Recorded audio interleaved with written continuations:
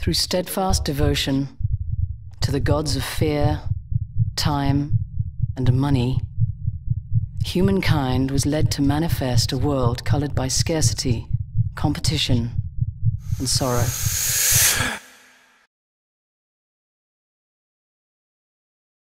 It's real. It's organic. It's real. If it's organic and real, it exists, and there's a function, and it's needful. But where it's not needful, when a toxic wasteland or an industrial wasteland is no longer needful and doesn't serve, then I believe it will blink out of holonomic existence. Yeah. So again, if we bring it back to the people, if we look at the people who are who as many years have been said have the power, have, you know, where we put our attention, as we said, reality is created, where focus goes, energy flows. If we start to look at that like law that's been shown to us, no matter whether we're so-called in a dark space or a light space or whatever, we're creating that reality on some level, then actually, again, it's this acquiescent, isn't it? It's this like, as long as we drink the Coca-Cola will make Coca-Cola. It's as simple as that, right? On a real basic level. So I think that's one thing. So let's move into, just for the last few minutes that I have you, thank you for sharing that stuff. And again, just a reminder to people listening, there's a lot of links in the article below this video. You can go and explore some of this stuff that Sacha's spoken about. And also, if anything triggers and you're sparked and you're like, that sounds interesting, and that calls you, then follow the journey, follow the adventure. So let's just tap in for a little bit, because there's a big thing coming up for me around playfulness, aliveness, enjoyment. And I know you spoke about, okay, there's so much. Just say it. I'm a swinger. Just say you're a swinger.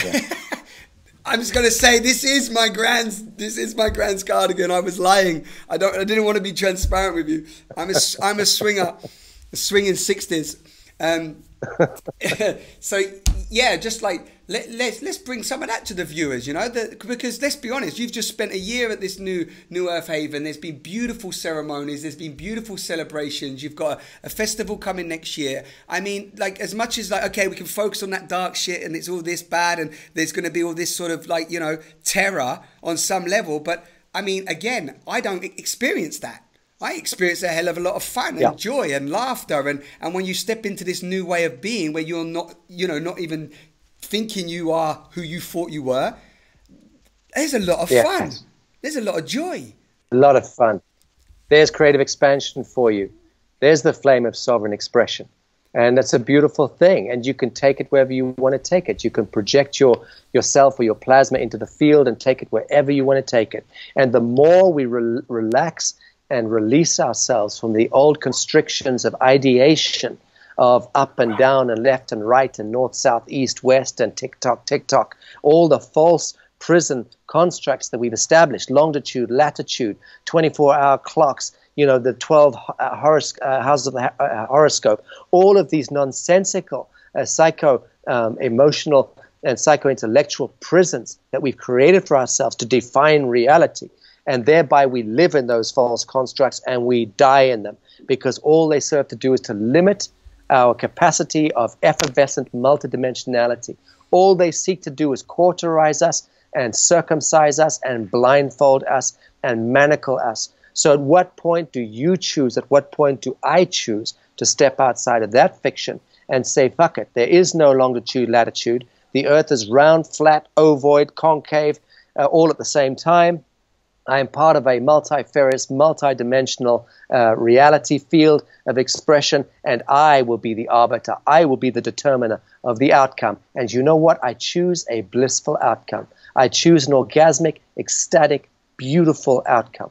That's it. Yeah. And then engage reality with that flame. Yeah. And believe you me, when you step into that space and you own that kind of, that degree of truth and of clarity, of intentionalizing, there is a conspiracy of the universal mind to fall in and make it manifest with you. Exactly. Because the universe plays with a player, with somebody who's equal to it. Yeah. And the universe does not play with somebody who creates false definitions and shuffles along like some kind of android and enslaves themselves into entropic early death. Unfortunately, those very people who most need to be saved and redeemed from that grisly reality are the ones who will actually die to that reality and be part of the incarnatory cycle until one fine day we actualize within self in that space and see that we always held the key to transmute and transcend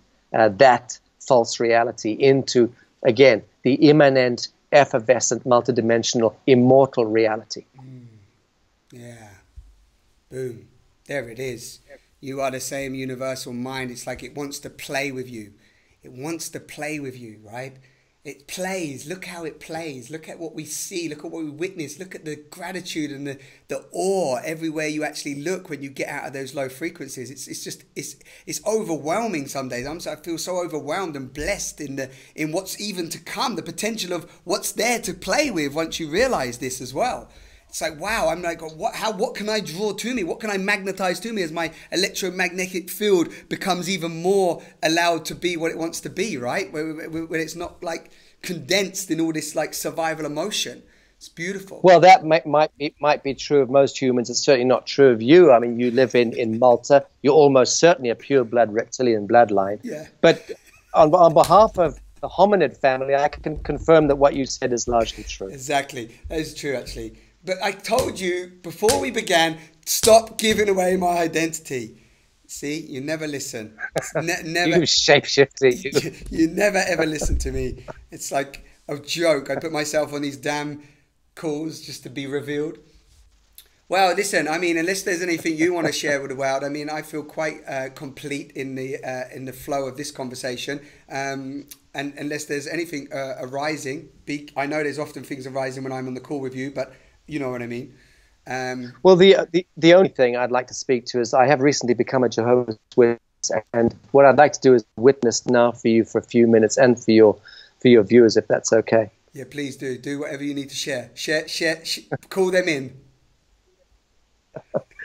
The curious thing is, as a kid, I used to love it when the Jehovah's Witness turned up and they'd have those beautiful magazines with like a guy in a suit and tie stroking a lamb on a little like beautiful hillside. And I was thinking, fuck me now, if that's not heaven, I don't know what is. That's just beautiful, isn't it? The guy's not in an office, he's on a hillside stroking a lamb. It was only later that I thought, what's he doing in a tie, suit and tie? Marketing. Yeah, brilliant.